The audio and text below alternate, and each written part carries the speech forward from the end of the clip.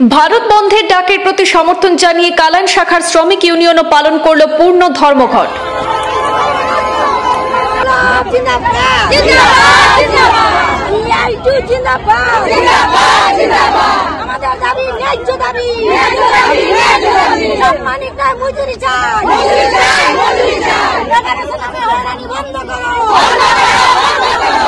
সকাল 7টা থেকে কালাইনের তেমাথা জাতীয় সড়ক জুড়ে উত্তাল হয়ে ওঠে আন্দোলনকারীদের প্রতিবাদ।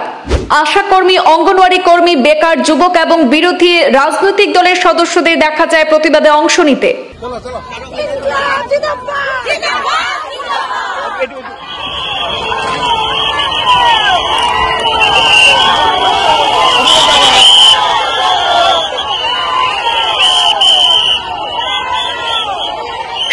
দফা দাবির পরিপ্রেক্ষিতে আজ কেন্দ্রীয় ট্রেড ইউনিয়ন সমূহের ডাকা ধর্মঘট পালিত হচ্ছে গোটা রাজ্য জুড়ে।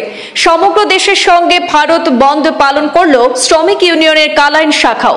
জাতীয় সড়কে কালাইন তেমাথা জুড়ে কর্মকর্তারা উত্তাল প্রতিবাদ সাব্যস্ত করেন। আজ তাদের বিভিন্ন দাবি পূরণ করতে জাতীয় সড়ক অবরোধ করে বিক্ষোভ দেখাতে থাকেন। পরবর্তীতে সার্কেল অফিসার রবার্ট টোলোর বিশাল পুলিশ বাহিনী নিয়ে আন্দোলনস্থলে পৌঁছে জাতীয় সড়ক অবরোধ মুক্ত করেন।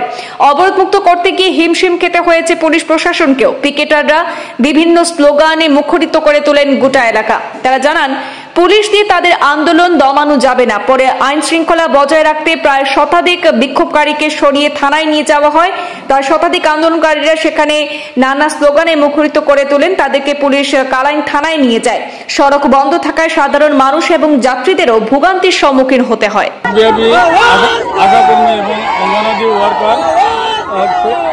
নির্মাণ শ্রমিক যারা আছেন তারা সমস্ত দেশব্যাপী আন্দোলন করা, সেই আন্দোলনে আমরা সমর্থন জানাই এবং তারা 17 দফা দাবির ভিত্তিতে আন্দোলন করা।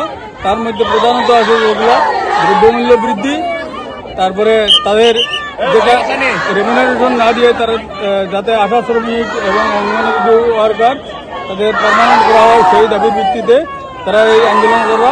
আমরা তার সঙ্গে সহমত এবং আমরা তারা সমর্থন করি। আর এটার ভিতরে এই আপনি ব্যক্তিগত হিসেবে সমর্থন না, আপনার কর্মীর দল থেকে সমর্থন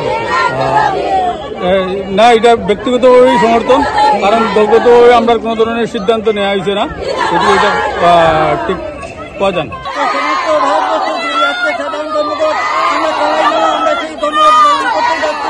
এখন প্রশাসনে আমাদেরকে অ্যারেস্ট করতেছে, আমরা আমাদের ন্যায্য দাবি নিয়ে আমরা লড়াই করবই এবং এই প্রশাসন দিয়ে শাসন করে যাবে না। আমরা আজকে আমাদেরকে যেভাবে সাংঘাতিকভাবে হস্তনষ্ট করে আমাদেরকে অ্যারেস্ট করা হচ্ছে, আমরা তার তীব্র নিন্দা করছি এবং ঘৃণা করছি। আগামী দিনে বৃহত্তর আন্দোলনে নামতে হতে হবে আমরা।